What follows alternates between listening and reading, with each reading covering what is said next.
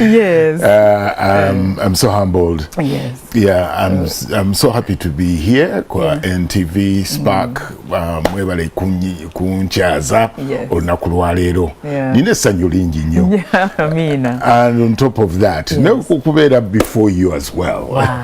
Thank you, sir. I appreciate that. Yes. That means so much coming from you. Yeah, true. Yes. So abamu abasinga anyway bakumanyinga Dr. Bbosa. Yeah. Yatandikira mu That's Life Mwatu bibaawo bakutwa batya akakachigundi irinya dira biderio. It's still in that time of bibaawo and bibaawo there was nali headmaster Tamale during bibaawo. Yes.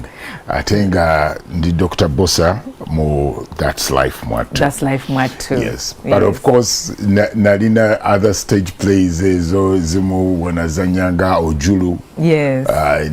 Nazanyanga kwegamba. There are so many characters. Yes. But people basinga kukwata That's Life Mwatu. That's Life Mwatu, Dr. Bbosa. Dr. Bbosa. Yes. And the rich are living up to today. Up to today. Wow. Yes. You're such a legend. You've done so much. Thank you. Thank you. Chewaliza Katonda. Amina. So Dr. Bbosa tutandika olugendo nno ndaba tugenda dusima mpola mpola. I know. Abantu bakutegeere. I know. Okulira wa. Zalawa. Nazalibwa Mulago. Okay. Tata wange yali musawo. Ate nga mama wange musomesa. So twali mu Doctor's Village ye Mulago gye twakulira. Bazaala abaana bana. 2 boys and 2 girls. Okay. Yes. Ne tusomera Kitante. Actually gye nasomera Kitante Primary School. Nenvayo.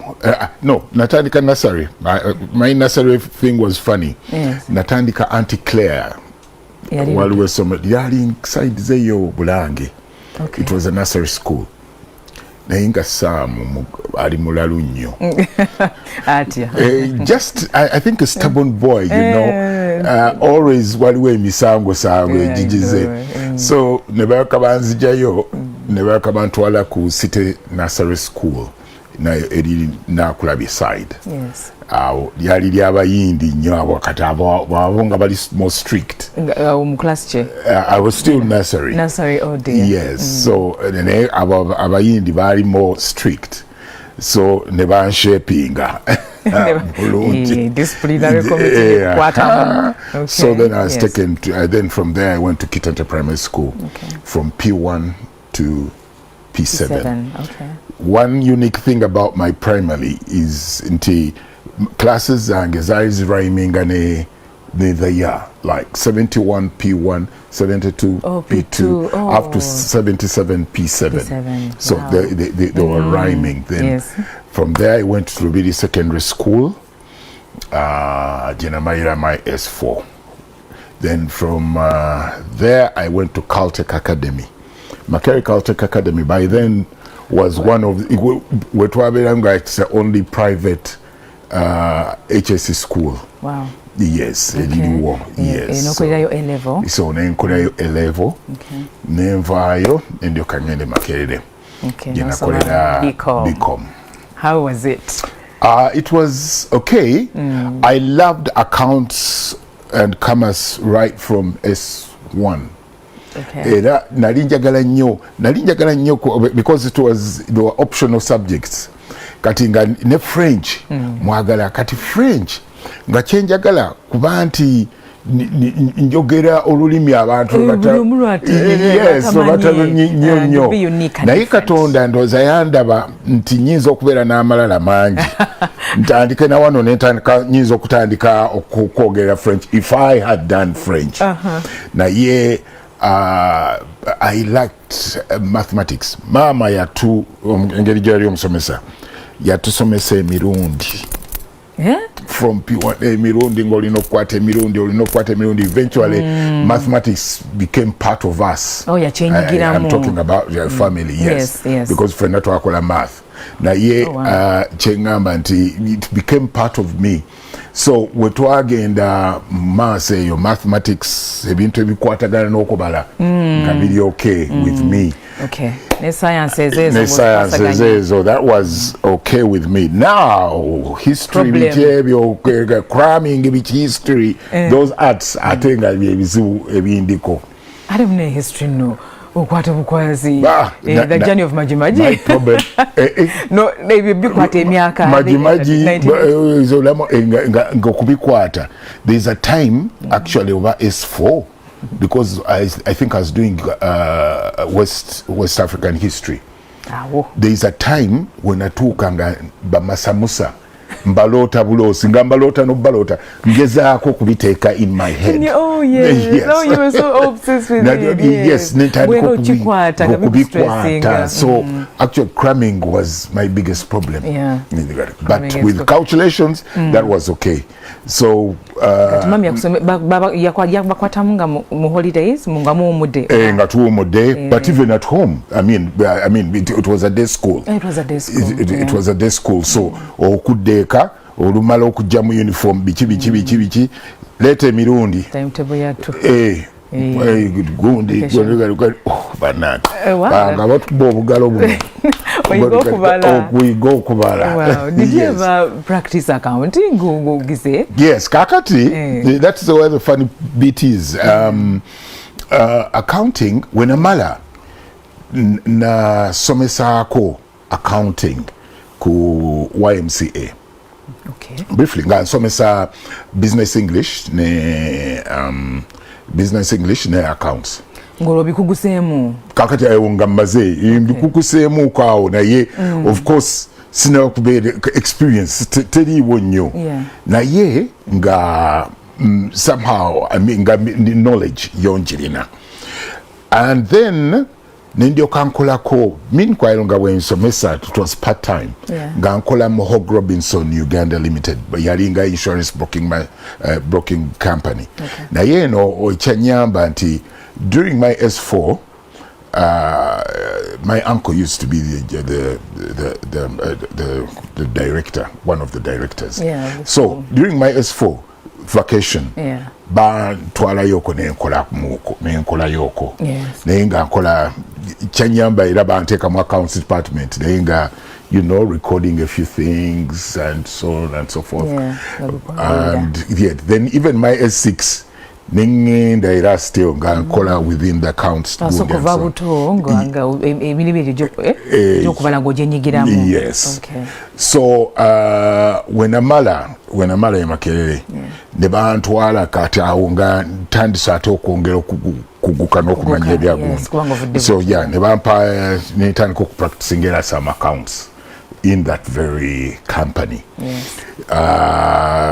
kakati that is when but meanwhile jukira nti nali nyimba ngo senior 4 from school ngoyimba natandika okuyimba from senior 4 about senior 3 nga nyimba mu choir eyokusomero no ya church remember I went through day schools throughout and so on so natandika okuyimba choir y'emulago St. Paul's nyimba webatekawo English service nebayeka batu recruiting abakwaya netuyimba one incident in S4 nzijukira bulungi nti nali ntandise okuyimba obulungi ennyo nga eddoboozi yange balyagala kati there used to be competition is a church choirs nga zitera okubeera eyo gayas and so on kakati on this particular day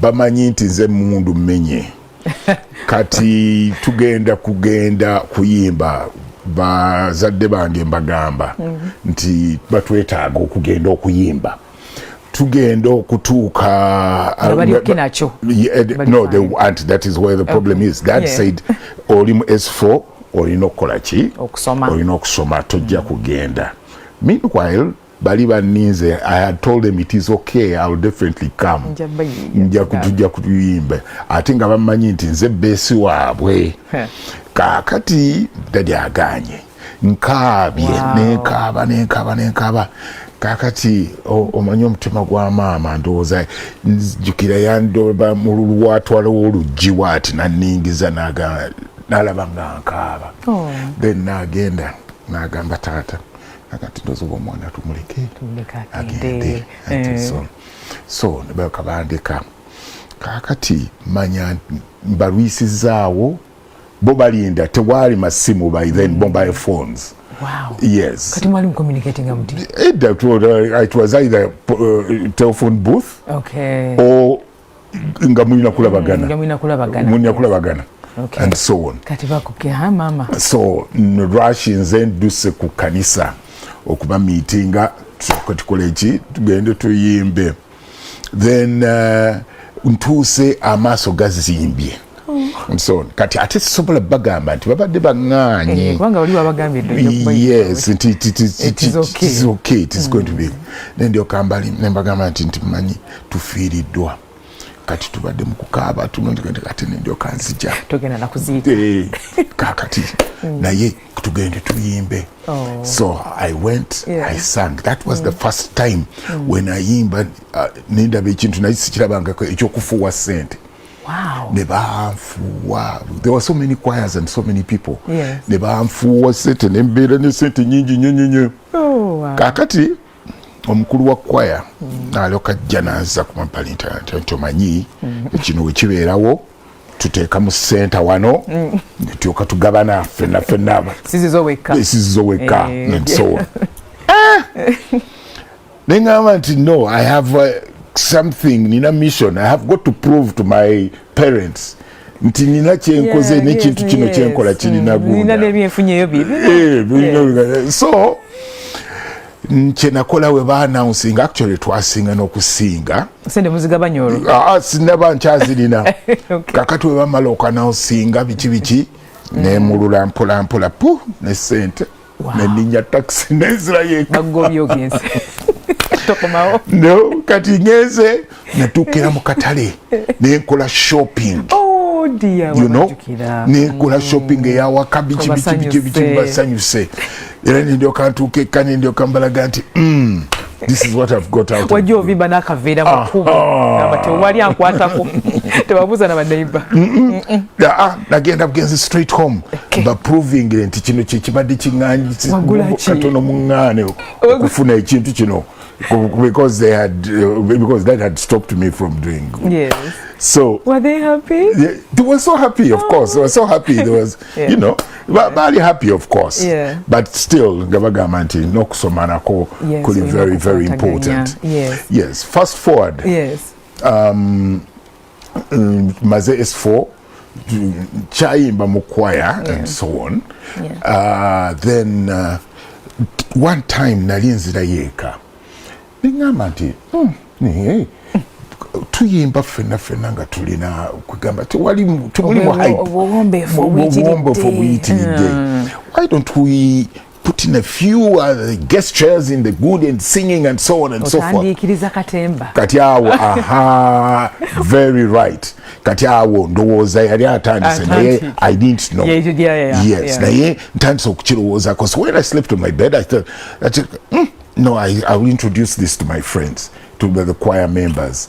So during practice, I tell them nembagamba timanyi ndowooza mbwe tuti kati leero tuyimbemu tuteekemu vibe yo biki and so on.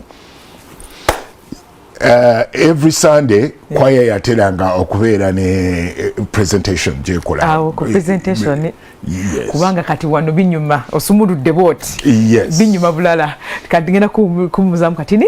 Yes, abalabi baffe bane tugenda kumulamu katini bali ku Facebook live na YouTube gye tuli nnyo. The show is proudly sponsored by YMC and Rose from Uganda. Gye bali nnyo mwe baliteekamu ssente. You can send your comments, be part of the conversation. Yes, Dr.Bbosa wali nnyo mu studio era I know most of you are excited, so muweereze messages, keep them coming. Yes. Mulaba, what a blessing in disguise. Yes, so tugenda kumulamu katono temuvaawo.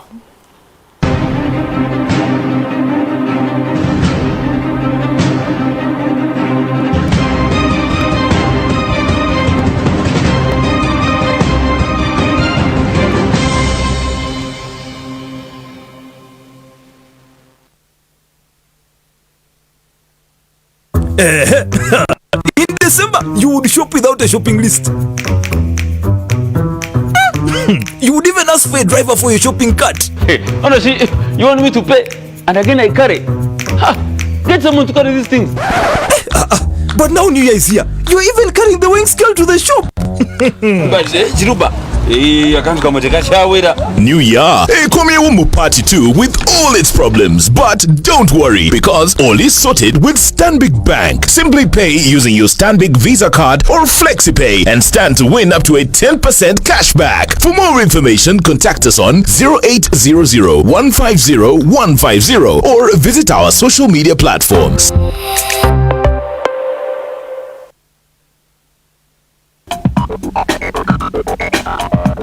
In a realm where diverging voices echo, ideas spark flames. Maintaining power, suppressing dissent, and controlling interest. That is how we characterize the president's interest. The president has promoted transparency, but not accountability. We say that he sacks corrupt ministers, but the stolen funds are actually not accounted for. And conflicts unfold not in combat, but through discourse. We are looking for the most sustainable solution to combating human trafficking. Human trafficking in Africa still stands at a rate of 23%. Non-guided labor migration was the most contributing factor of trafficking in Uganda. Brace yourselves for the pinnacle of intellectual engagement, where minds converge and perspectives clash. Fighting poverty is not something to be done in 10 years as team opposition claims. We need practical skills right now. Where human rights have been violated, we believe that democratic principles and rule of law have been undermined. Here, knowledge reigns supreme, and each uttered word holds profound significance. Your work plan is not achievable. We do not have really quality analysis of the arguments. Debate rules of procedure supersede content aspects. I, as a judge, I confer with team negative. Prepare for an electrifying new season of the High School Crossfire Debate Show, where the intensity of discussions reaches unprecedented heights. Welcome to High School Crossfire Debate Show, Season 8. Don't miss. Coming soon.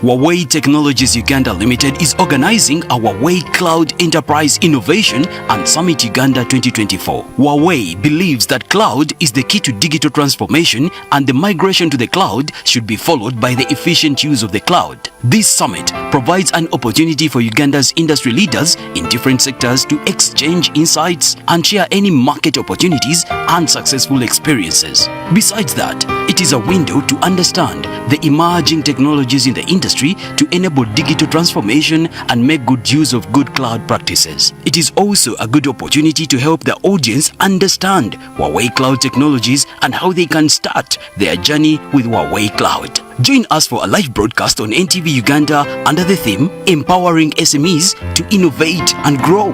This Thursday, 2nd May 2024 from 11 a.m. to 12 p.m. Panelists include Charles Musisi, Managing Director of Infinity Computers and Communications Company Limited, Kenneth Kwesiga, co-founder and CEO at IoTech Limited, Miss Fiona Wall, CEO League of East African Directors, Miss Susan Nsibirwa, Managing Director, Nation Media Group Uganda, Moderator, Miss Evelyn Namara, Senior Programs Manager, Global Digital Inclusion Partnership, GDIP. Join the conversation using hashtag Huawei iCloud, hashtag A Better You, Better Uganda, hashtag SME, hashtag Uganda. This is an invite-only event.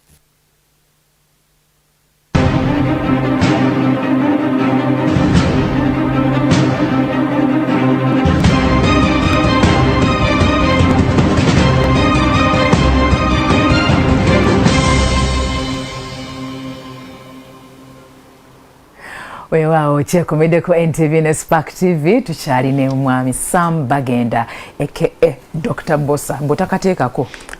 Yeah, actually. Kyo kituufu kati kyo kitambulira wamu. Kitambulira wamu. Yes, so tukyali mu lugendo lwe. Yes, atuuse mu choir at some point.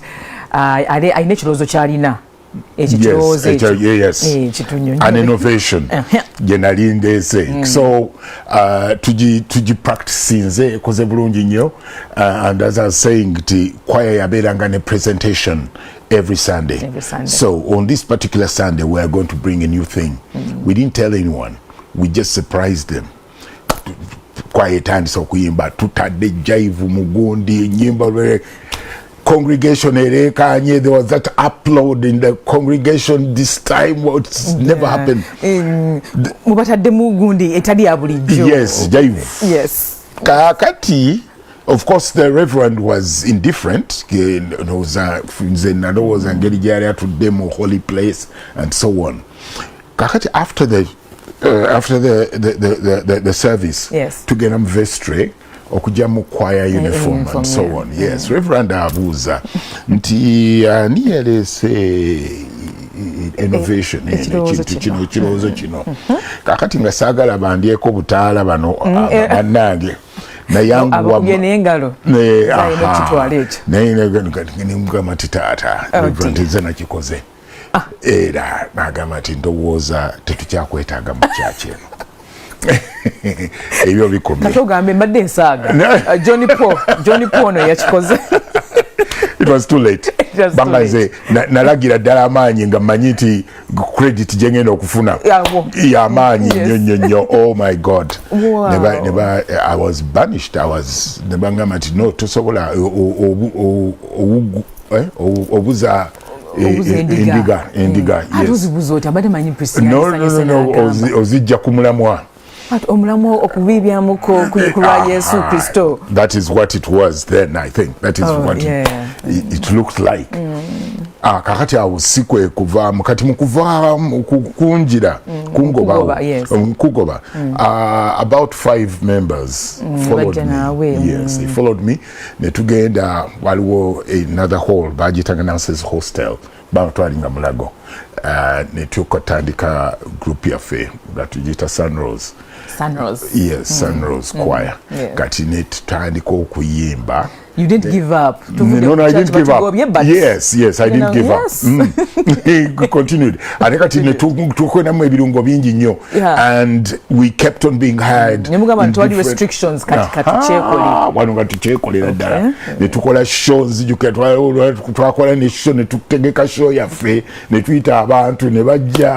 you know, during that time, yes, in the 80s, early 80s now. So, abantu then they started hiring us in different events, pola way to do, yes. And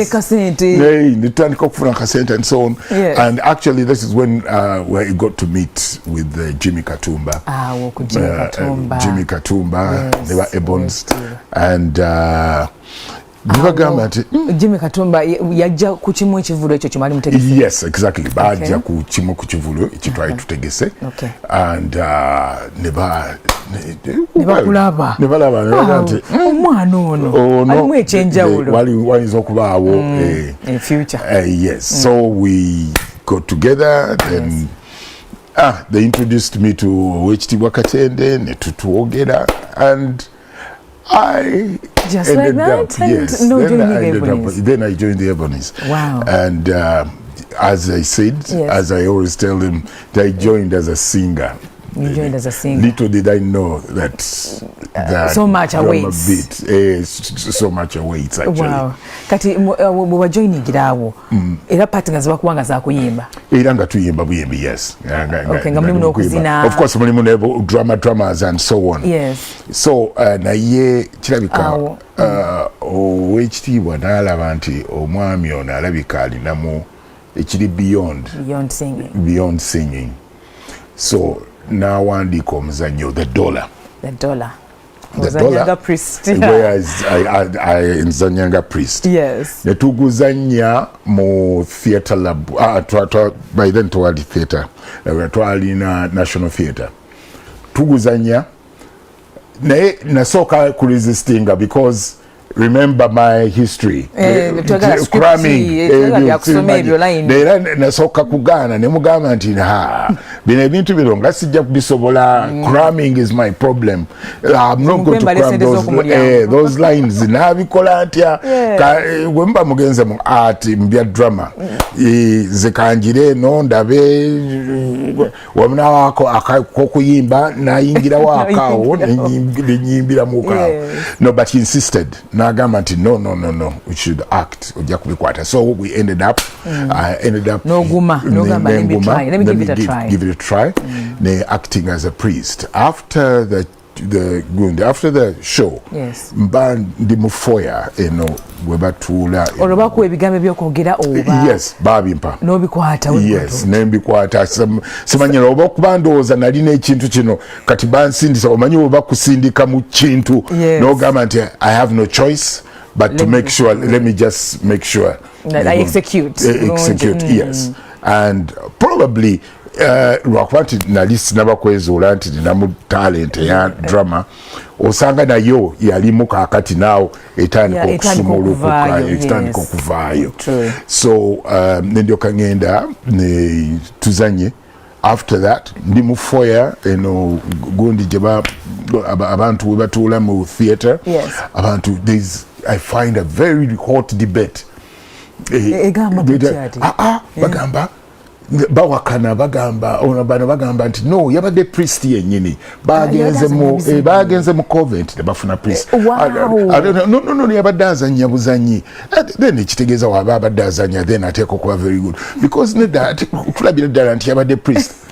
Wow. That's when it first dawned on me nti osanga era ngero omuzungu wagamba the rest is history kwegamba ate ebyokuyimba nebyoka bidda ku mabbali nedyoka tudda mu drama seriously. And from then nogamba nti kati ngenda kikwasa maanyi. Exactly.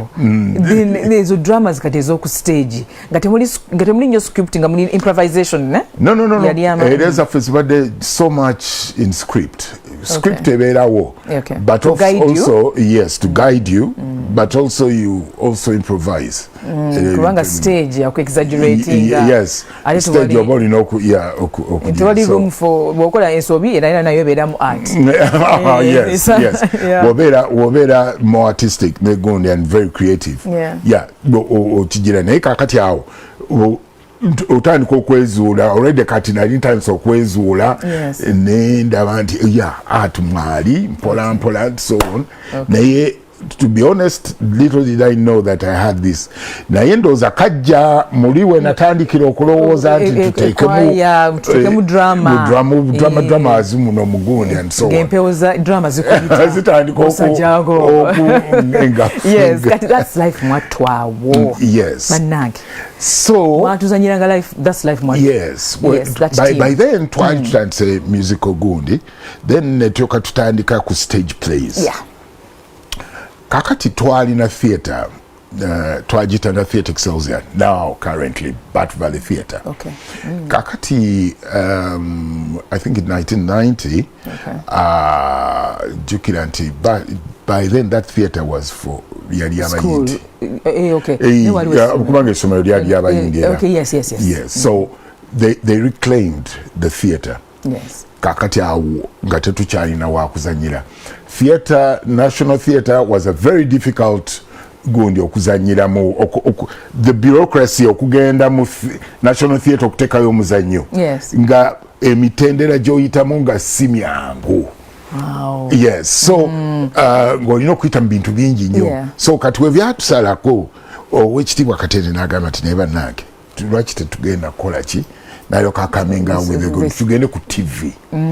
Remember TV nayo yali terinaako bingi nnyo byekola twalina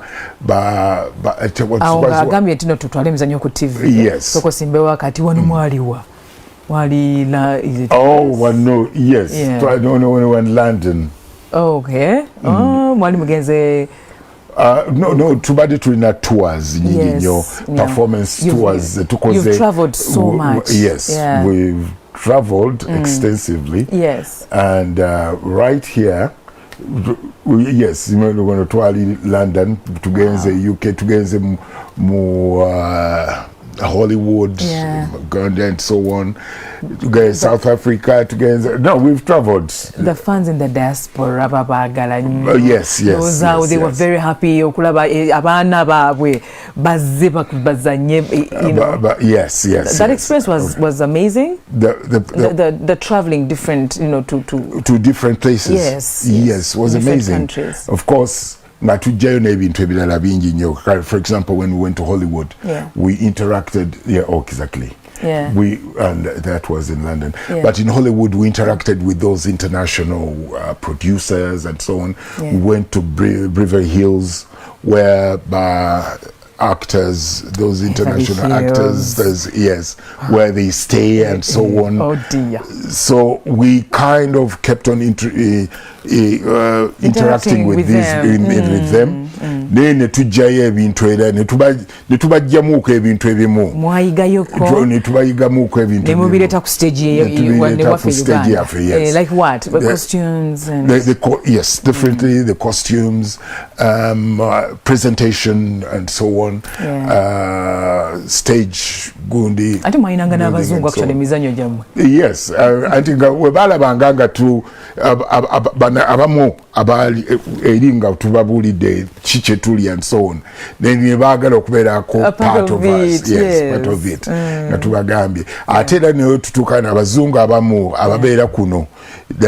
Baba bamaze okutulaba alaba kuguna and so on. They're like, I would like to be part of you. That is nice. At least do something with you people and so on. Yeah. So chituyambye nnyo kyatuyamba okwongera okumanya n'okumanya what is out there in those developed countries and what we should where we should borrow a leaf from and okubireeta muno mugundi kyayamba nnyo the production okuevolvinga okula because yes kyovola sometimes nga bagamba nti ebintu by'ebonies birina mugundi naye nga that we used to borrow ideas from the other side. Okay.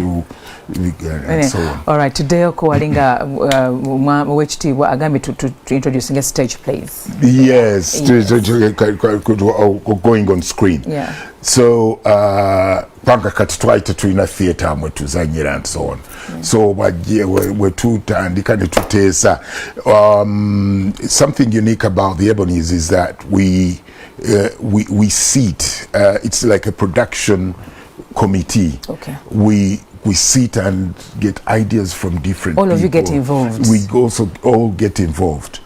Chituyambye nnyo era ne mu mizanyo gyaffe n'ebintu byaffe bingi. So it's not a one man show ntikati script. Yes. We sit with Wechitiibwa, then we discuss. Kituyamba nti buli muntu alina different experiences. Kati we tuzi putting it together. Mwesanga nga mulina ekintu ekiri unique. Exactly. Era omuntu kyayinza okutunuulira naga nti bano bazanyanze bano bakola webati because of the different ideas and different good experiences abantu bakoze eki zebaba bayiseemu putting it together. So with this screen thing, that's Life Matu, era twatula together netyoka tuteekako That's Life Matu on screen. Baani abo kakati awo twalina basically the late Dick. Yes. Paul Katende. That was those were his real names. Nayomanyi, our real names ceased to be Then there was Nalubwama Harriet Nakawunde. Nakawunde Jali London. London, yes. Yes, okay. She's doing well. She's in London. Yeah, okay. And then there was Rose Kamia.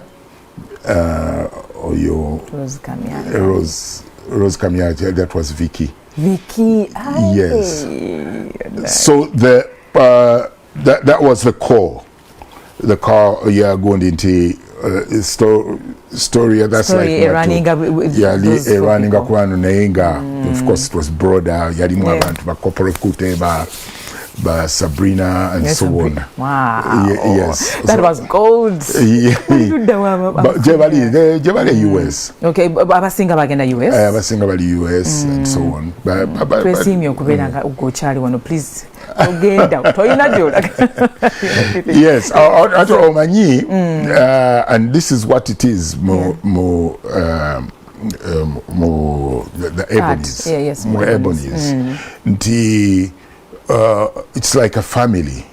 Maka katinge ewa tata wo and so on. Mwakula ne muvayo. Abala ne bajja ne bazaalibwa abaana abalala abazzukulu ne bajja, but of course ebayo n'omwana omwa abeera awaka making sure that awaka wakyatambula. Yes. So actually, when he was founding this group, foundation Chitekako Yalinunji, it's that family kind of really, generational really kind of thing. Yeah. So but even when we go there, we to meeting sometimes to putting up a production to buy involving because we are still family. Wow. You are still family. Yeah, you are. Yes. That impact. So tutandika, that's like, yes. Yeah. That's life mwatu to gutandika. Quality impact yaliamanya. I think one, because now this was a new thing on the block. Something very new about to Chabataro. Of course, there was a local series is running. Yes. By that time, Yalia Rachibav, but now that's life. Matu Yaleta Muwevendala. The one, first of all, Tuarina Molizungu. It was actually 60-40. No, 60-40, yeah. Okay. Yes. English Luganda. Yes. Okay. Then to take a Mabazungu, to take a maybe into it was a class apart. It was. And remember, Twarina only UTV, Ngatwina station Yoka. So yes. Katinga appearing every Tuesday at 8 p.m. So chaleta ebintu bingi nnyo chateka impact nnyo ku lives z'abantu ne lifestyle. Yes. How? First of all, TVs wezatandikira okuteekebwa mu mabaala, in drinking places and so on. Why? Because initially nga twakatandika ng'abantu bajja mu bbaala saawa emu nga ku Tuesday. Yes. Sawa emu kitundu nga avaawo because I know okudduka okugenda okulaba That's Life Matu. Yes, ate okudda sometimes nga kiba difficult and so on. So abamabaala ne bakabatandika okuteekawo abantu bagulabirenga awo and so on, by keeping gains. That was nice. It also became a disciplinary gimmick of parents at home. Umwana wotanabe wonaba tonabe tujja kulaba That's Life Matu. Wonaba toyezeza bintu jakuba yes. So it also did that mu society chali ambako nyo. Then also okuleta friendship neighbors, okugamba that interaction with the neighbors. Omuntu ono talina kagundi ka TV kagundi towange mulirwana kanzije ndabe ku That's Life Matu gundi. So That's Life Matu yaleta impact amanyi nnyo ku gundi, and you see it from I mean people now, even up to today. This is so many years back. They still know me as Dr.Bbosa. Yes, I wish you guys can bring it back Nakaunde and so on. I wish so ojikomyawo because atali ku TV sawezo omuliwa. Yes, true. It was such a great wave. kati awo nyini awo ngenda okuwumulira muko. That's okay. Yes, tukyalire Dr.Bbosa era nga akyatubulira olugendo lwe mu art and film and stage ne theatre byonna. Tovaawo tukomawo.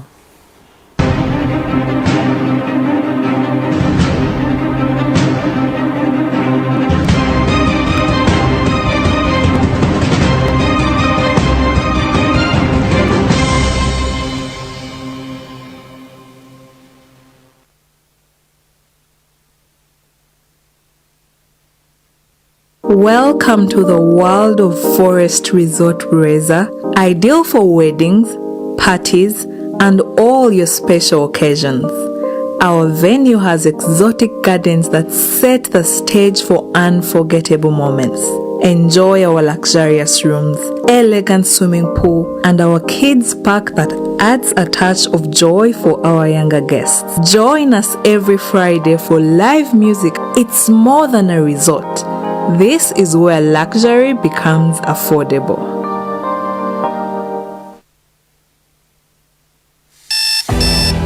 This is for the timeless, the trailblazers, and the trendsetters. Those with a pioneering spirit and an uncompromising lifestyle. This is for those that have called time out on that clay tile roof. Those who are ready to say out with the old, in with the new. Their taste is bold, stylish, and elegant. This is for the dream home, the dream come true, and being true to your lifestyle. And this is Lifestyle, a premium stone-coated roof tile for those bold enough to redefine premium. Lifestyle is made with world-class technology to resist foggy and fading. Lifestyle is available in shingle, Roman, and wave profiles. Lifestyle is the premium stone-coated roof tile from Uganda, Bati.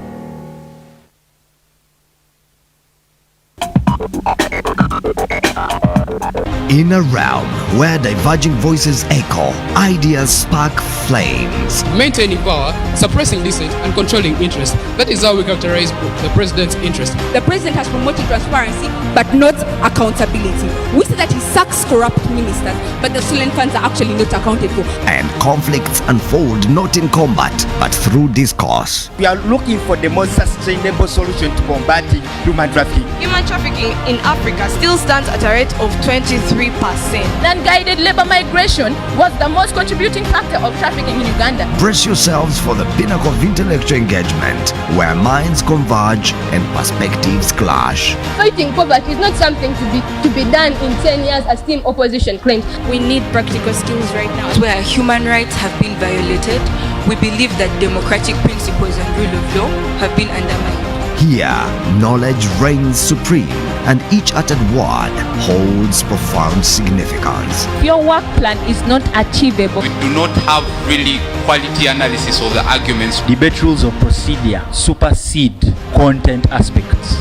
I, as a judge, I confer with team negative. Prepare for an electrifying new season of the High School Crossfire Debate Show, where the intensity of discussions reaches unprecedented heights. Welcome to High School Crossfire Debate Show, Season 8. Don't miss. Coming soon.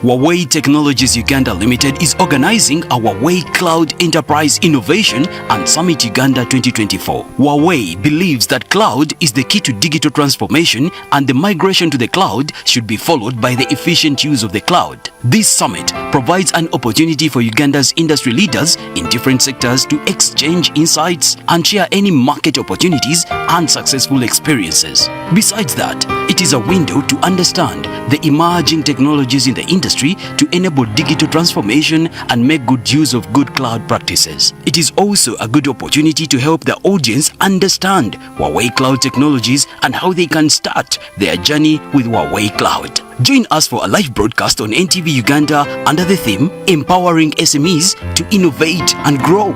This Thursday, 2nd May 2024 from 11 a.m. to 12 p.m. Panelists include Charles Musisi, Managing Director of Infinity Computers and Communications Company Limited, Kenneth Kwesiga, co-founder and CEO at IoTech Limited. Miss Fiona Wall, CEO League of East African Directors. Miss Susan Isibira, Managing Director, Nation Media Group Uganda. Moderator, Miss Evelyn Namara, Senior Programs Manager, Global Digital Inclusion Partnership, GDIP.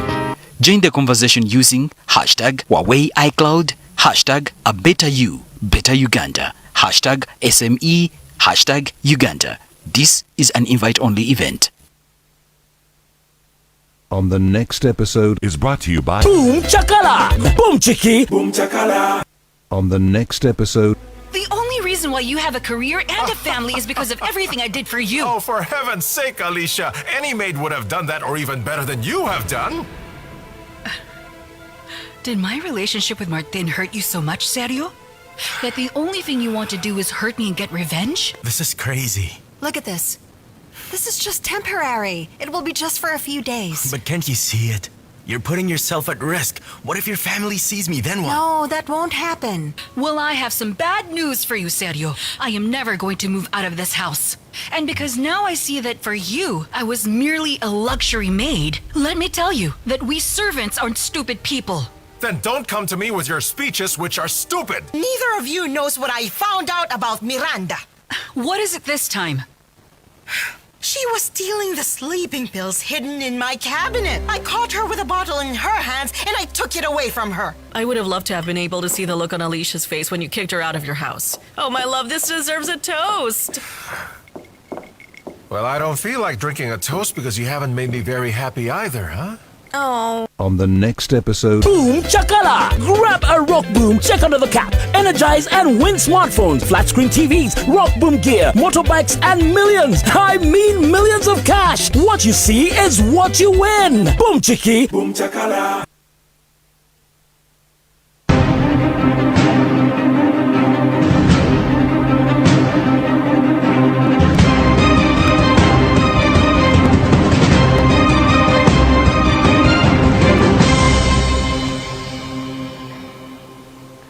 All right. Now bali ku Facebook Live and YouTube Live mwebale nyonyo kwekumirako MwasuzeMutya shagena maso ne mwami Sambagenda. Yes, aka Dr.Bbosa.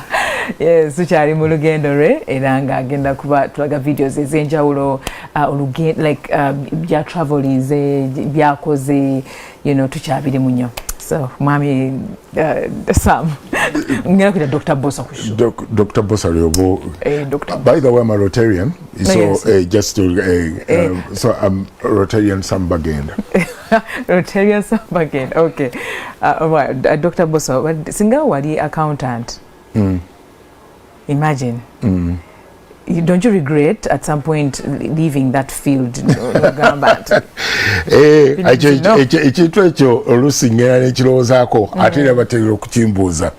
If I had ended up an accountant. No, I just thank God because now you know debating after campus and so on. Nti ngende katingaba aba ebonies nabo ba approaching ngatu. Ngende mu ebonies I mean mu arti oba nsigale mu accounts. Yeah, but then I said this is how I reasoned it out. Nti nenga matin ba accountants banji. Ne ka ngende mu art ndabe by then art abantu ngatanda bakubeera nnyo gundi naye ng'ate abazadde problem yabo bali bamanyi nti art musiru ddala ekomye and so on. But I don't regret having made this choice. Yes, because kintu tewala kinyambye mu ngeri nyingi nnyo. Would I be sitting here before a beautiful presenter like you? Yes, and it is art that has brought me here. I've traveled extensively. I'm in Tambude. I have got so many friends. I've interacted with so many important people and so on. So chinyambe nyo. Kati sinza na closer actually na accounts simanyi kati omanyi twavane analog kati alina mu digital sikyamanyi na kumanya. You know, yes, there's advancement in technology. Yes, and so on. So I don't regret having made this choice. Yes, n'abaana basomye, family and so on, and kinyambye okulaga ensi nti kubanka kati twagala okulaga abaana abajja nti even this art fraternity osobola okuearning a living osobola okukola ki okuweererako abaana you can earn a living from it and so on.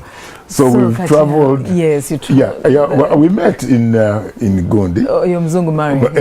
In London. Yes. Here, this is what we're launching Luzira. There's a Bollywood movie, Escape from Luzira, Jetwali, in which Nali part. I featured in. Yeah, was a Nyanga. Yeah, Nali Mayor. Oh wow. Mayor and so on and so forth. Escape from Luzira. Okay, that was nice. Yeah. So mwali launch wali twali launch, yes, we were premiering the movie. Okay. It went on. So yeah, that is when we you're preparing dawa to try Serena. Oh wow. Yes, and Indian, because it was an Indian Gondi, best Gondi movie. Wow. With the Indian High Commissioner here, the guest of honor. Oh wow! These are some of the artists. Yes,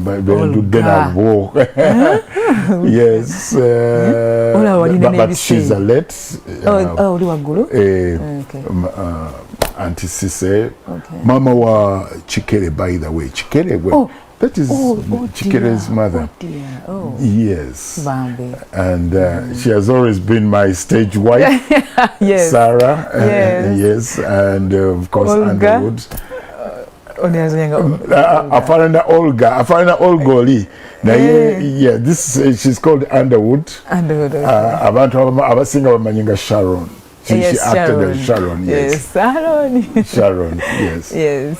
Now we're on stage there. Actually, this particular play, very, very current. Gregarious. Yes. It is called Gregarious. Gregarious. Yes. Okay. We are taking it out to the people.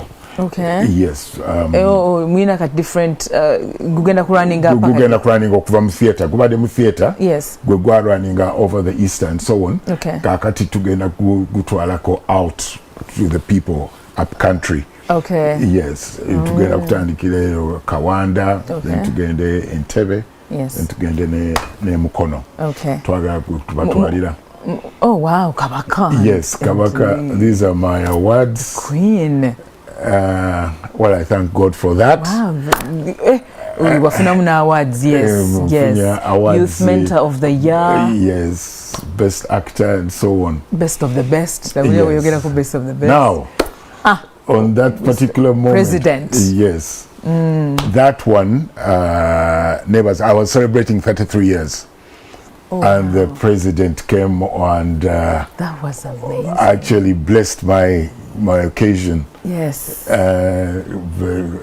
Charlie Chairman, that was life head of state. Yes. Nakwebaza emirimu gyokoze. Yalinga naye abiraba. Yes. Yes, yalinga abiraba. He said in his speech, yagamba nti I saw this man when I was still very young. Interesting. Yes, I've met the Kabaka. Yes. Wow. So bino byonna actually nga bw'obadde ogamba art. Yes. Entuusizza wangi nnyo. No, he sat and watched our show. Obiraba bino. You met the president, the former president, Barack Obama. Disneyland, yes. Our twali Disneyland. You met Barack Obama. Yes. How was what? Tokyali wa bulijjo. Kaki. Nkuvuddeko. What? How was it? Kwegamba ebintu ebimu byetaaga nobeera kwegamba just stay humble. You did. Naye toyagala naye nga kyobola okutambula mu kwebaza Katonda nti ontuusizza ku bintu bingi nnyo ebyawaggulu. Abantu abo wasisinkananga wayigiramu ki, you know, meeting those very important people. Kubanga tulowooza bo tebalina na time ya TV. Yes, but they follow. But actually, one of the era ku speech ya president yagamba abantu bannange Ibanga lyonna mundabako ebintu buli jonsu bw'ebintu ebifaanana bwe biti and so on.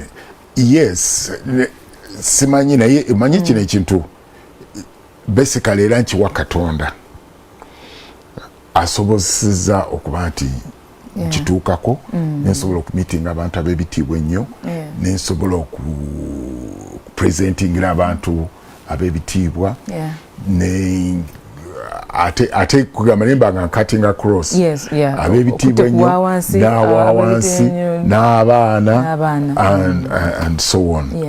Kyo nkyebaliza nnyo Katonda ku ekyo kyo era kyobadde ogamba nti singa wagenda mu accounts kino kyandisobodde okubeerawo tekyandisobodde but it is God who guided me nti kubanga nalina a real debate okusalawo bazadde bo bakusomesezza bakutaddemu ssente otuuse wootuuse kakati olyoka making a decision nti agenda mu kino kyotataddemu na ssente n'akamu n'akatono ogenda kukikola otya and so on naye kirina engeri gyekyapushinga. It's unfortunate nti they pass passing on. Like mama ne tata when they passed on, before they did bakulabako ku stage. But yes, bandabako ku screen. That's life much we are atandise kati kati nalina ka TV. I mean abantu batandika okubagamba bayita balina TV. Kati abantu batandika okubagamba nti mutabani wammwe bikibiki mutabani wammwe tumulaba and so on. Kati nga n'abantu baga nti awo gundi wa muzaala Dr.Bbosa. So what I did, nenfuna ka TV kange kenasooka okufuna nakabeera omuwulu nakaje kenasooka okugula era nakagulana mu installments ka black and white nendyoka nkakwata nenkabatwalira nenkabawa so they started watching me. Yes. Naye oku ekirumamuuko akatono nti wentukidde ku heights eza gundi ennyo nga bapasinze on. Yes. What are those great memories you have of them? Gambi wali nti bakusomesanga okubala that laid a foundation. Yes. Then ebichebira byejjukira bingi nnyo naye kusooka nti bali balokole nnyo abo omanyi abalokole abali taata abatali not extremists waliwo abali extremists bani abalokole boolabira ddala nti they are so godly and kakati they had also that strictness naye strictness etali so yamanyi nnyo etali aggressive, that's the word. Etali aggressive kyenzijukirako nti but wanakolanga oba mistake oba nkoze problem nga balina akatebe ka round ka stool kabeera mu kisenge ngati ng'ogenda ne bakutuuza ne bakabakubuulire ensobi gy'okoze ne bagyogera ne bakubuulira ky'okoze ne bakubuulira ekiyinza okuvaamu ne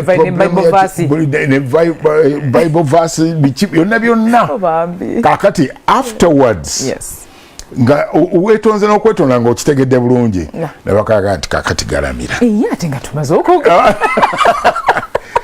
nga differently nene bakubulya n'okubulira obuti bwe bagenda okukuba nti leero tugenda okukuba kibutaala naye ekyo kirungi instead of omuzadde okujja nagamba wansi nkoze eki wansi wagenda okugalamira ng'otegedde ensobi yo ekigenda okuvaamu n'engeri y'okukitereezaamu and so I remember that era baatuyitanga ku stool oba nga okoze oba ensobi abagenyi nga we bali nayaga nti abagenyi kabagende no local manyanti ka stool anytime kagenda that was a disciplinary room yes I also remembered one thing about bali banyo ba Bible nti Tata. That was good. Yes, Tata yali musanga mwene ngambye nti naye yakolanga yajjanjabanga, he had a clinic naye nga ajjanjaba abantu mu phases nga 3 ogenda n'ombuulira obulwadde bwo then nolyoka nakujjanjaba oluvannyuma nayoka akubuulira enjiri. That was always kati twateeranga okola ka part time gundi otuddeyo no ku reception eya clinic. Omulwadde omu mumalako ndowooza 30-40 minutes. Wali emergency. Ate nga bamwagala nze kyeneewuunya naye nga bajja bamwagala naye nga alina okusooka omubuulira obulwadde bwe akujjanjabe then ate akubuulire n'enjiri before. So I remember, so we grew up in that kind of life. That's good. Era nze nzijukira was so much in church. Ate kati webantwala mu Kitante Primary School, Kitante nga erina balina engeri gyeba omuwala n'omulenzi to punish you kutuuza na muwala. Mwalimu batya? Yes, that is byali bya kizungu babyeki kati to punish you nga kutuuza na muwala. So ne tukula up to P7 nga there is that thing about toyinza kufuna bintu bya girlfriend bichi tekiriiwo ekyo and so on and so forth. So mami ajjukira the first time I went to S1 ne mugamba nti mami you can't believe ku ssomero Kitante nga nakagenda lubiri one abaana boogera Oluganda ku ssomero nali nsikirabangako Kitante nga tusobola kwogera vernacular. Yes, bakwambaza mu ekitafaali.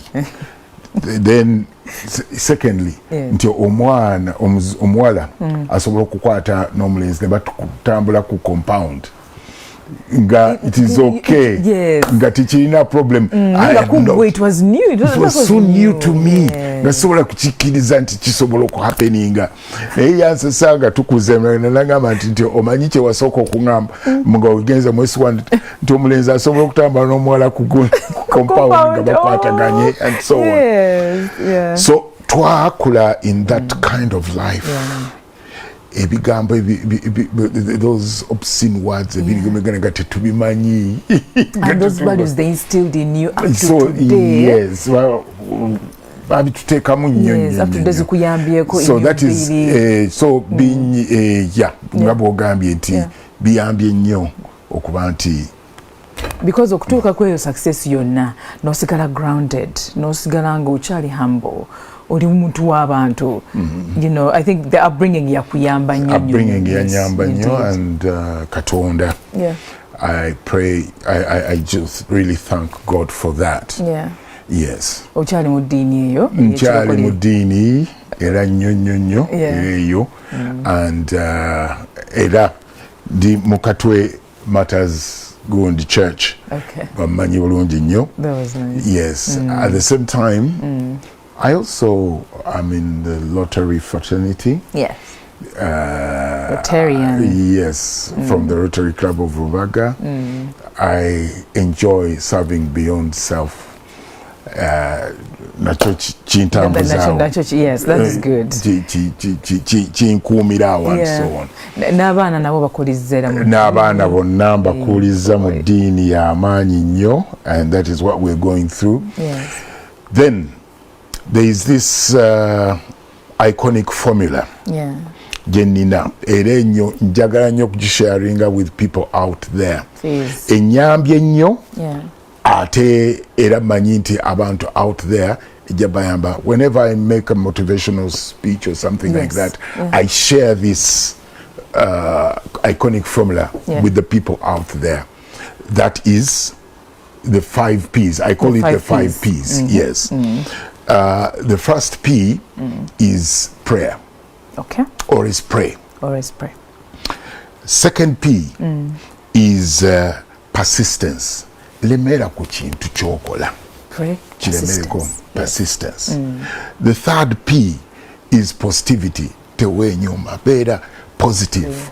Always be positive. Positivity. This one, I'll give an example. Nti when ali nyingide mu art, bambuuzaako ne bagamba nti kweraba batya kiki ky'oli okiraba otya kino kigenda kutwalawa. Ne bagamba nti nze ngenda ku penetrating into Hollywood. Naye nali sirinyanga ku nnyonyi. Sina na hope yet. Naye nga nze mmaze okukyeteeramu. Yes. Right. And 10 years later, netwoka tugenda mu Hollywood and so on. Yeah. So positivity is also very, very important. Then patience. Abana bagenda balaba oba Kamiri avuga motoka bweti gundi avuga motoka bwati bana abana bajja on board artists or something like that. No, yes. Nagamba tinage kanvuge motoka bweti kanange no papa no be patient. Your time will come because naye avuga Range Rover yajifira munako lumu. Yes. Then the last one, which I think the fifth one, which I think is very, very important in our lives, is passion. Love what you're doing. Abantu abamu tebakinotisinga na kukinotisinga. If you don't have passion for what you're doing, sometimes it also betrays you. It does. Oba tomanyi, but it definitely betrays you if you don't have passion for what you're doing.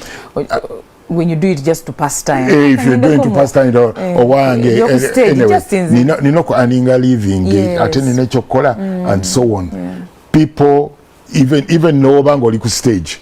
People bajja kulaba bajaga ebintu yabikola bulungi ne waliwo kyesetegeera. That is your gunding ekuwaayo wakyesetegeera kyesinaba kutegeera. But if you do the whole thing with passion and so on, kiba so nice.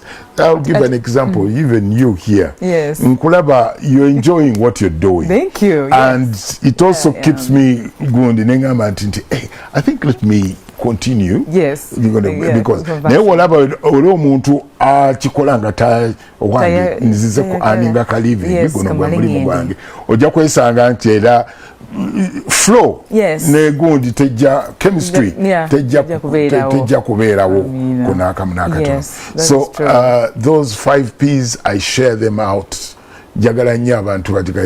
It's my iconic formula, which has helped me, and I know it will help the youth. It will also help abantu bakulu as well. Mwami Sang, waliwo abuweereza ano message just abali ku YouTube live, Facebook live ne WhatsApp number agambye nti no.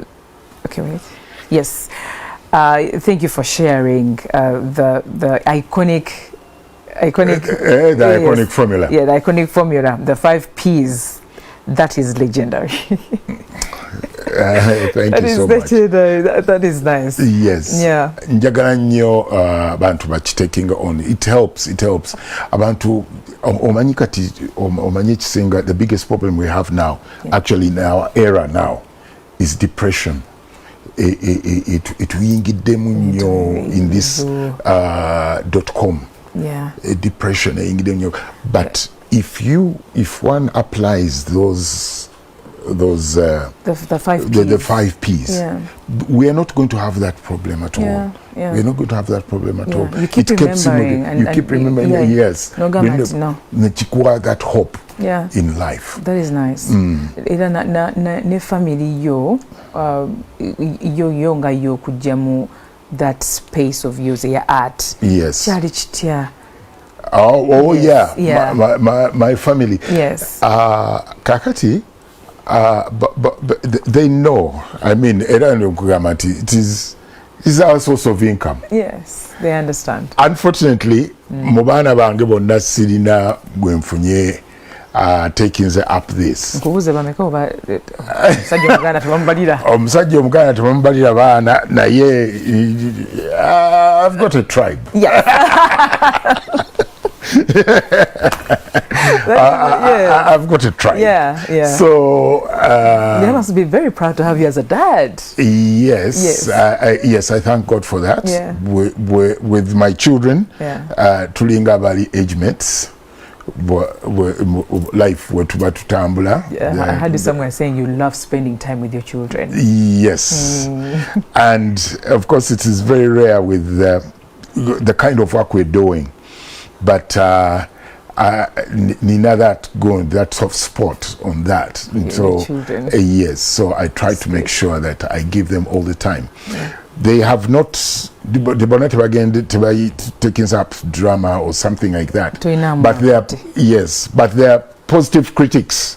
Oh wow. Yes, I mean they will say, "Daddy, chino lero, chino match cause we muti, chino." They're involved in they're involved in my gun, but then, but of course, as they kept him going, I used to tell them that, look, this is chechituletera omugati kumeza mwino kuchitegera then so atebyenza biri muntu mulala daddy kati wanombera daddy. So family knows that this is it. So they try to understand and no kun supporting. That's right. Yes, no kun supporting, and that has helped him. But which is not easy, especially as artists. Life here very crazy. Time for kids. Time for kids. Time for good. That is. I just make it. But it is not there. Oh yeah, you create it. You just have to create it, and that is what I will also advise my fellow artists. I know we don't have the time for family, we don't have it, but you just need to try and create it. So kubanti or balancing. Because if you don't create it, you lose one. And yes, you lose a lot. You lose a lot. So we need to balance it. Make sure it moves on well. Okay. Awo wenyini wetugenda okuwumuliza tugenda kukomawo tovaawo.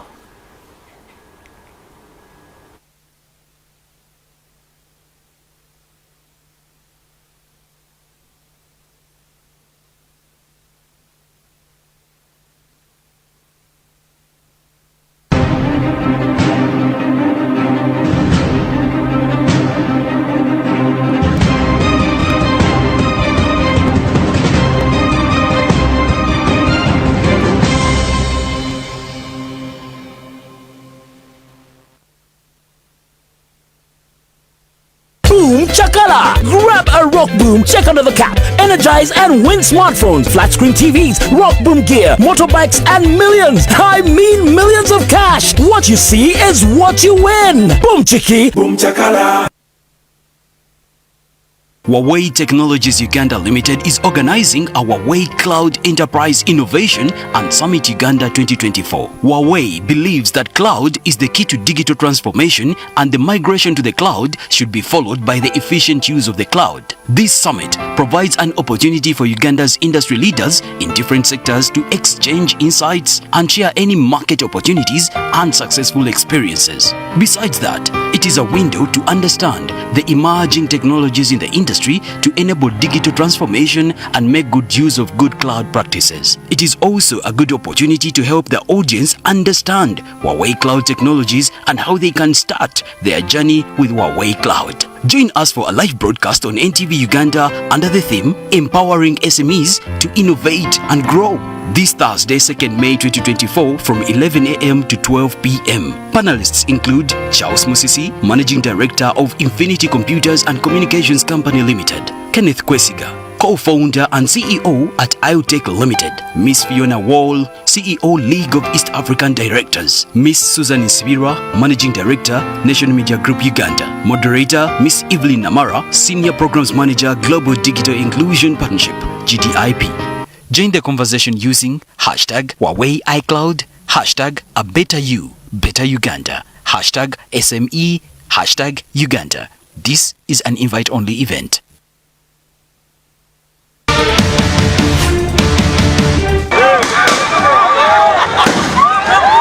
Ekyalo ekitaliimu busikwasikwa kizikirira n'asenga ku kiggwa yakumira lubaala omuliro. Tutayinza kwogerwa bitono nnyo si bingi. Gy'oli eyo eriyo ebikunyiga bingi bye wandyagadde okwogerako oba oli awo bikyukeko. Naye gavumenti etuyambe abasawo ba wano ebintu byekalamye enguudo temuzifaako omumuwoza omusolo gulagawa wabula obuliddwa bw'ositula eddoboozi lyo lituuke ku bekikwatako. Nzize ku Giant baŋŋamba polling station ya gye nnolonderako yeeno nawo bangobyewo siina kulonderawo. Akanyomero ko akayogera naffe kakomyewo. beeyi y'ebintu bannange oda ku sabbuuni yeekayeeka tekikyaseevinga na ssente abakazi baagala kunoba. Era akadde konna tuli baakukutuukako ku kyalo kyo oteese ku bikuluma. Bapande batuyambeko basimba ebitooke. Bya bufuzi, bya nfuna, bya maka oba ensonga endala yonna. abakyala bamu ekireeta obuzibu tebakola ate batwongeze ne ku ssente ez'akameeza kati batulekera obusente butono ebintu bya bbeeyi. Gwe batakigambye yagamba nti gundi atadde ebigambo ebibyo byogere naffe. Tusaba bwenkanya. Buli lwakuna ku NTV akawungeezi yogera naffe. On the next episode is brought to you by Boom Chakala, Boom Chiki, Boom Chakala. On the next episode. The only reason why you have a career and a family is because of everything I did for you. Oh, for heaven's sake, Alicia. Any maid would have done that or even better than you have done. Did my relationship with Martin hurt you so much, Sergio? That the only thing you want to do is hurt me and get revenge? This is crazy. Look at this. This is just temporary. It will be just for a few days. But can't you see it? You're putting yourself at risk. What if your family sees me, then what? No, that won't happen. Well, I have some bad news for you, Sergio. I am never going to move out of this house. And because now I see that for you, I was merely a luxury maid, let me tell you that we servants aren't stupid people. Then don't come to me with your speeches, which are stupid. Neither of you knows what I found out about Miranda. What is it this time? She was stealing the sleeping pills hidden in my cabinet. I caught her with a bottle in her hands and I took it away from her. I would have loved to have been able to see the look on Alicia's face when you kicked her out of your house. Oh, my love, this deserves a toast. Well, I don't feel like drinking a toast because you haven't made me very happy either, huh? Oh. On the next episode. Boom Chakala! Grab a rock boom, check under the cap, energize and win smartphones, flat screen TVs, rock boom gear, motorbikes, and millions. I mean millions of cash. What you see is what you win. Boom Chiki! Boom Chakala!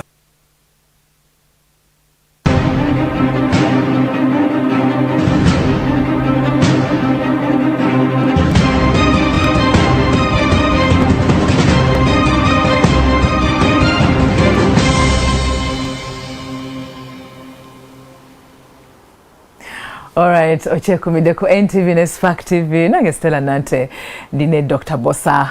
Yes, tukyagenda maaso. Abali ku YouTube ne Facebook live mwebale nnyo comments tuziraba nabo abaweereza messages ku WhatsApp musiime nnyo emirimu Dr.Bbosa gy'akoze and some of you want to meet him. Abasinga bagala ku meetinga. Yes, abala bakwebaza nnyo olw'emirimu gy'okoze n'ettaffaali ly'ogase ku art industry. I'm so humbled. I'm so humbled. Yeah. Thank you so much. Plans ebonies bannange tozogerekaawo ebonies yeri ku ki kati? Yes, ebonies tutambula bulungi. Initially twalina program emabegako before COVID twagiyitanga Take Theatre to the People. Nga tutwala theatre, real dramas. Abanyi abantu bayayanira okulaba ku real drama. It is so authentic. Yes. Good. So we traveled widely in the country. Nga tugezako kubatwalira. Then when we built Theatre La Bonita, then netoka tu bagamba nti bring people to the theatre. Walimu abali basituka nga mugenda. Yes. Kakati netoka bring people to the theatre because this is a 5-star theatre. Kati nga twagala tubalete mu theatre yennyini. Kakati COVID weyagira ate. Kati ate mindset z'abantu ne zikyuka for those 3 years. Batandise genda mu bufunda and so on. So we started after COVID ne tutandika ate to bring people back to the theatre. N'okubaagaza theatre kitubadde tuliko. Kati wetwatekako wetwabadde tutaddeko muzanyo gwaffe guno Gregarious. Twesanze nga abantu batandise okujja okujumbira ennyo. But they're hungry for it. Yes, they're hungry for it and so on. Netwoka tugamba nti ekitegeeza nti n'abantu ebweru eyo they must be very hungry for this thing. So we are going to start this campaign again. Take theatre to the people. Yes, eranga tugenda kutandikirawo. I think tutandika on the 10th of May. Okay, this month. May, we are May twatandise, yes. May 10th of May tujja kubanga tugenda Kawanda, then tugende Mukono, Entebbe, then ate tugende further beyond borders like Mbarara, Mukono, and so on, and Masaka, and so on. Tujja kubanga tutandise moving on. So kati for these months, about 3-4 months, tugenda kubanga taking theatre to the people. Nga tubatwalira omuzannyo guno gregarious, we felt like, I mean, gufitinze mu bulungi nnyo mu this era ne mu society kakati erimu era n'ebirungo ne ingredients zetaddemu nyingi nnyo. So that is our plan right now. We are also planning to film a new series zijja okutandika okuranika ku our TV, Ugandan TVs. Yes. A new series. Taking theatre to the people. Yes. And what do you call any other play after those 3 months? What do you call mass? Yes, we're planning something still. Stage. Where we want to be both screen and stage. So we're planning something ahead still for the Gundi. Era tujja kubanga tubabuulira. Era nja kubeera humbled, I mean privileged okuba nti nkomawo. Netwongera okunyuma kwekyo. Thank you for taking theatre regional, different to different regions. Banga abantu abo bamubabiira wali bagamba naye singa Bbosa nafa ajjako eno ne team ye. I know. Ngenda kujja. I'm coming. In all those places, njakuba live with the ebonies differently. N'abatafunanga chance kujjako mu theatre. Yes. Tubawa feel yennyini. Theatre, even when we are out there, when we tutwala ebintu ebisinga ne tubawa that feel theatre. Era ne theatre nyine mugenda gizimbanga era wali ku theatre byonna mu bikolenga. Exactly. That's what we do when we go there. Nawulirako emabega kaoti, one of your daughters, Cindy. Cindy. Yes, Cindy was here. Cindy was here.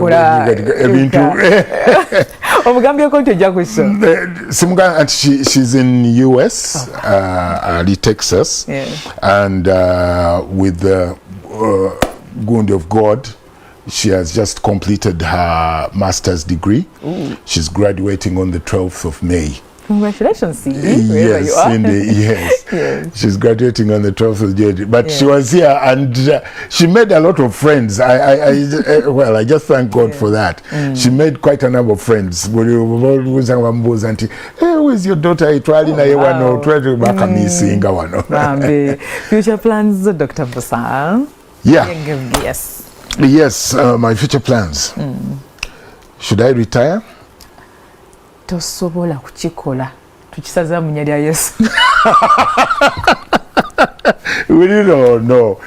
And what kind of person are you? Atayagala. Blood of Jesus. Oh, come on. You can't. Tosobola kukikola gwanga. I'm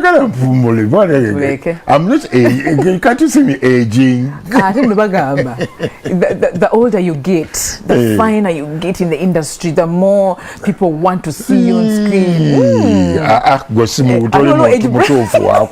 Age bracket here you missing ku screen ne mu movies, and there's some most of the movies baina bana bato teenagers so twagala ne bano following. You're not the right person at all. But in those anti-sharing na muntu agenda kunsupportinga kunsonga ya retirement and so on. But on a serious note, omanyi talent si kye kintu kyoyinza okulira professional gundi nyango no retiring. Yes, no. But but talent, because you are born with it, you just need to die with it. Exactly. Yes. Chovola abantu abagayi nga Schwarzenegger abani. Recently, actually, Cindy was the one telling me Tom Cruise. Yes. Aina movie empya gye yakoze recently. Akuze. But Tom Cruise. There's Mission Impossible 3. Yes. Something. Well, I don't think maybe. But bano bonna ba legends bonna bakoze iki. But at least they still appear. Schwarzenegger, at least at the end of the show, at the end of the movie, at least I ran appearing now showing them an appearance and so on. And so I'm very excited. So it is difficult okolachi or retiring completely, but of course nze kakati ekisinga okunuma sandyagadde tuleke vacuum mu industry eno. Twandagadde passing on these skills to the young generation. Kakati no Rachel, my dream is passing this skill to the youth. I think the slow there's an abano senior gundi and so on in secondary because bagamba nti from the MGJ mito gitandikirewo okolachi okuzimba and so on, but passing on these skills. Ate no kwagasa ba parents abana baba encouraging ate balemena kugwa mu maanyi omwana afunye 30% in class academics afunye 30%, afunye 20%, no mukuba no future with there and so on. No. There's future in another gundi in the art industry, in the talent gundi side. There's future there. So mwana wabanga akalubiridwa wano munafu wano nonya gundi strength ye luddawa izo kubanga elimu art amanyige gaizo kubata walala. Yes, kajja kuba walala. So I want to encourage tutandika okukuza abaana bano nga nabo tubatunuzaamu mu kintu kya art. I didn't know that I could act. Era singa owekitiibwa teyaŋŋamba nti now insisting nti nyingira mu gundi. I would never know that. Ate n'abazadde ne babeera supportive. Yes. So and that is where we've learnt. I mean, we've earned a living. That's where we've got friends. We've traveled. Through that. So no Rachel. That is kati ye campaign. Jenjagala kakati okuba nti tugezaako okukolaki okusika abaana abato bano tubaagazisa ekintu then nabo ba earning a living. Naye n'abazadde omwana edda of course kyalinga wedda bakuba kibooko bwotafuna 20 amina otafuna 90 kibooko n'abazadde babeere positive otunulira omwana wo olinga gundi oli musiru n'omwerekereza ebigambo the 5 P's byayogeddeko Dr.Bbosa yagambye positivity. Keep positive. Omwana mugambe ebigambo ebiri positive. You're going to be great. You're talented, you're skilled, you're loved, you're appreciated. Ebyo na ojja kubeera muntu mulungi nnyo okupushinga my 5 P's out there to your society. Otandise okuzipushinga. So the issue of retirement, since agamba nti I can retire, naye it is just being more active muku passing on this knowledge and skill to the other people and so on. That will be my main thing. So that we can have a better Uganda and a better place to be, especially in the artistic bit. Artistic industry. That means n'abaana abato era muba recruiting. Are you recruiting abaana abato? Yes, ebonies definitely. Ebonies now is a generational thing. Nti tujira no zala ya tabalala, and so on and so forth. To the youth, especially now that they taking constitute population percentage .com chooses abana focus here, so you don't have to give them old school. Or we are very careful on that. Yes, and also I think I should pass this on to the government. Until one abantu perspective ya art yo boba manyiti celebo ateka kuba muyimbi and so on. That is also a big problem. That is really yes, but church no kachiri ku society and ye perspective abantu jebatunulamu, but all artists as long as you're a creative anolioko otuka ku certain stage, you are a celeb. You're somebody to be celebrated. That is what the society has laid. So kakati ekyo kyonjagala nnyo kukitereeza mbula nti ba artists nibo nabo dramatists abantu abaliwo okubeera celebrated, those are celebs. Sinti muyimbi nti and so on and so forth. Yes. Buli muntu alinako kyakoze. Alina kyakoze ettofaali lyagasse ku gonde. Then secondly, ebintu bino gabe copyright bichi byetulina.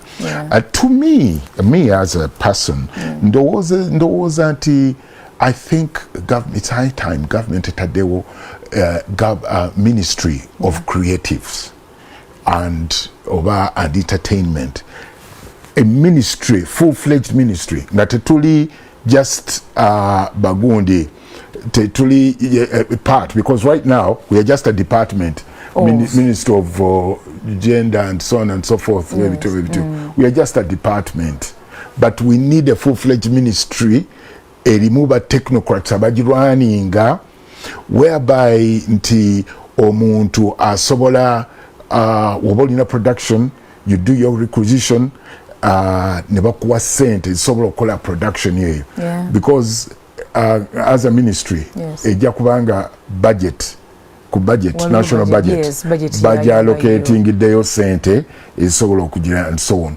Nabina ebya copyrights nachi tuba tulina ministry full-fledged focusing ku kintu netubanga kisobola okubeera well presented mu parliament nakyo nekibanga kisoboka.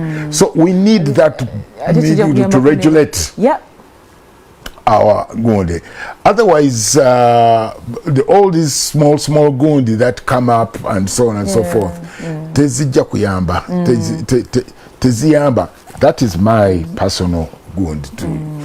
So associations but we need generally ekintu ekitu engulfing fenna in the art industry. Yes, those associations can be there, whatever, but we need a body to embracing fenna, the creatives and so on. I think it is run by technocrats. Sigamba nti an artist should come and no, artists trina problems afe. What we need to do is to requisition in a project. You requisition, never kuwa sente, no gena no kola project. I don't know come on revenue to the government. Exactly. Need to revenue to government. I think that is what we need. Right now, just a department in a ministry, locating the center, ne concentration. Of course, artists artists have problems in society sometimes, but they're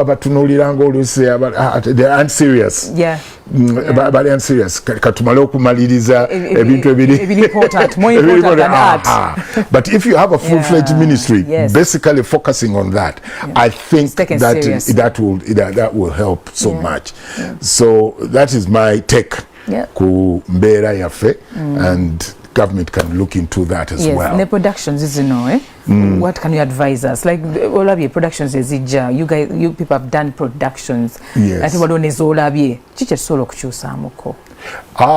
Anti kakati ochimanyi nti productions omanyi problem yacho is resources. Problem je tulina isinga the resources. Abantu abasinga sente bazijja mu nsawo zaabwe ba producers ba directors. Sente bazijja mu nsawo zaabwe and so on. Kati era ekyo kijja kiri kyembadde ngamba nti when you have a ministry you have got a project joyagala okuleeta egenda kutwala sente meka nga to just improvising zekitwala sente weziri wano you requisition bazisanctioninga bazikuwa nogenda nokola production kati tojja first of all awandiika oba ateekamu ekintu tajja kutandika kweraliikirira nti oba muno najjamu sente that is why oba n'abasasula that is with that gundi you end up making a mediocre kind of production okiraba ekyo kidiga naye wokola ng'oli mugumu umanyi bodeni bagenda kumpa sente zeneetaaga okuba nti nkola ekintu kino I think that is what we need. Era kijja kupushinga gundi zaffe productions waggulu. That is what the Nigerians I mean, that is why they're enjoying, that is why they're up there. Naye ng'ate ngwe nkubuulira ekituufu simanyi oba kansubire mukwano gwange Ramzeta kasankyogedde mu Luganda tajja kukiwa. But Ugandans are more talented even than Nigerians. Okyogedde mu Luzungu.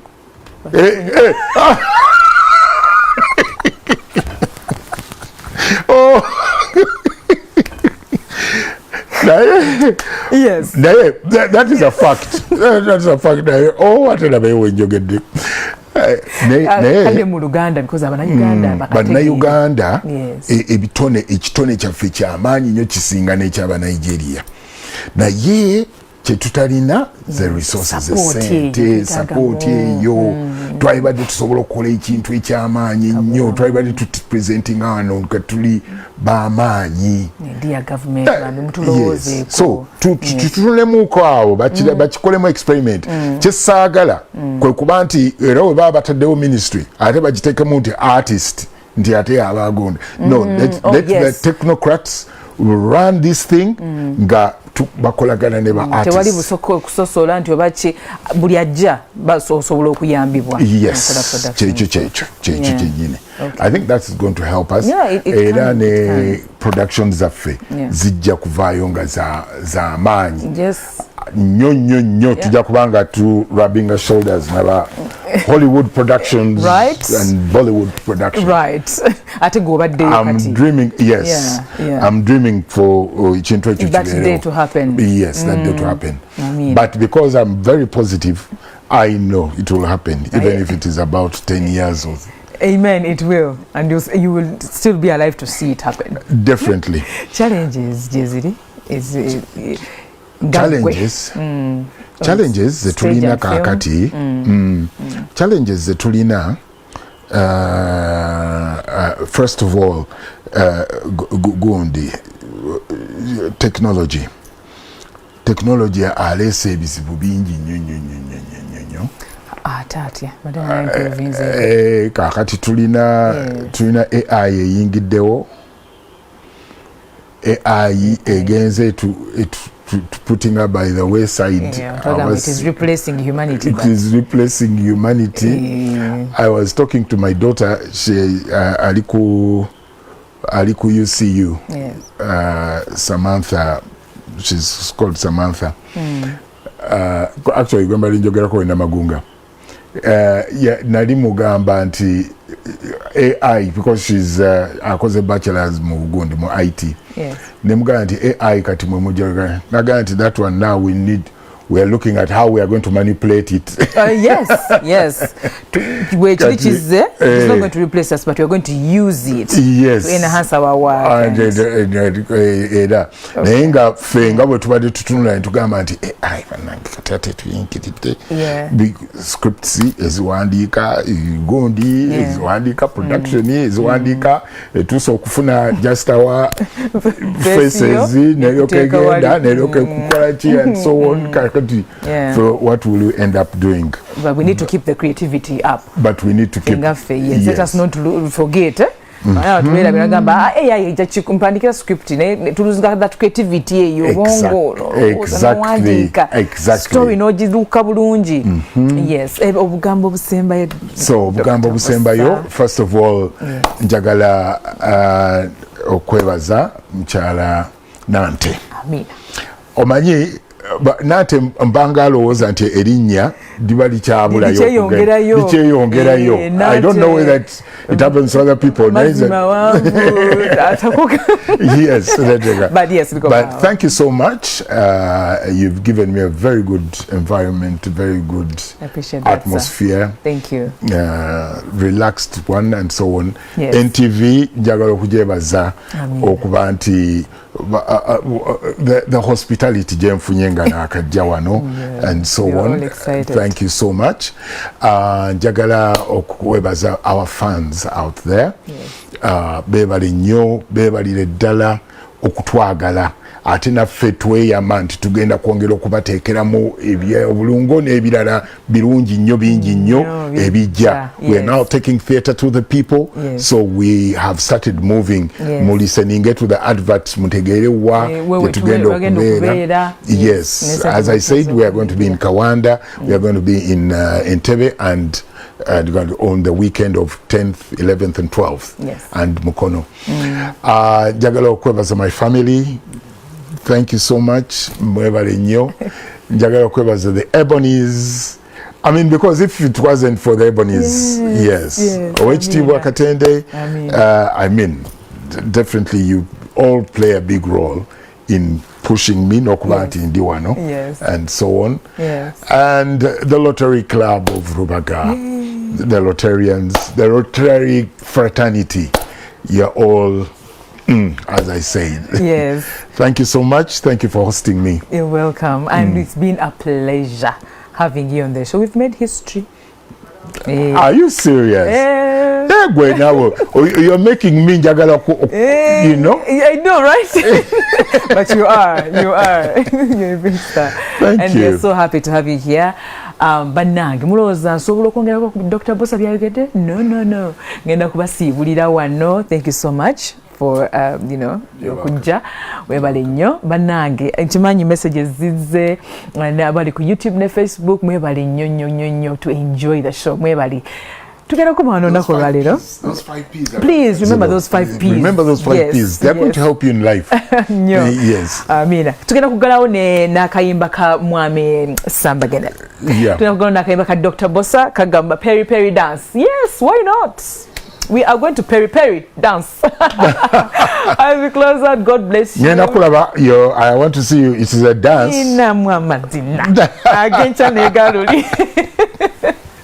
Well, thank you so much for watching. We love you. God bless you. See you tomorrow.